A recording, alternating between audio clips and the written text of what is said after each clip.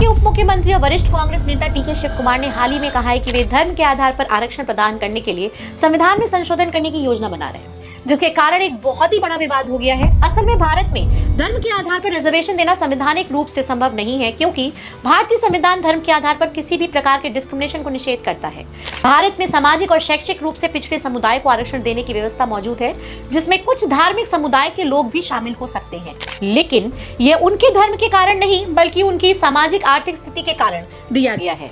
नौसुखदास बनाम उत्तर प्रदेश राज्य 1953 मामले में सुप्रीम कोर्ट ने कहा कि धर्म के आधार पर भेदभाव संविधान के खिलाफ है और ये राजनीतिक व अन्य अधिकारों पर भी लागू होता है। अनुच्छेद 15 क्लॉज 4 या अनुच्छेद 54 दौरी रंजन बनाम मद्रास राज्य 1951 के फैसले के बाद जोड़ा गया, जिसमें सुप्रीम कोर्ट ने जाति और धर्म के आधार पर मेडिकल कॉलेजों में आरक्षण को असंवैधानिक ठहराया था। पहले भी भारत में धर्म के आधार पर आरक्षण देने के लिए प्रयास किए गए हैं, जैसे 2004 में आंध्र प्रदेश सरकार ने मुस्लिमों के लिए 5% आरक्षण देने की कोशिश की, लेकिन हाई कोर्ट ने इसे खारिज कर दिया क्योंकि यह धर्म के आधार पर था और पिछड़ेपन का कोई ठोस डेटा नहीं था। अब ऐसा नहीं है कि भारत में मुस्लिम समुदाय तो बिल्कुल ही रिजर्वेशन नहीं दिया गया है। केरल में मुस्लिमों को ओबीसी में शामिल किया गया है, 22% आबादी, लेकिन यह उनकी सामाजिक स्थिति के कारण है। तमिलनाडु में 2007 से ओबीसी कोटे में मुस्लिमों के लिए 3.5% सब कोटा है, लेकिन इसमें ऊंची जाति के मुस्लिम को बाहर रखा गया है। तो अब आप हमें ये बताएंगे कमेंट सेक्शन में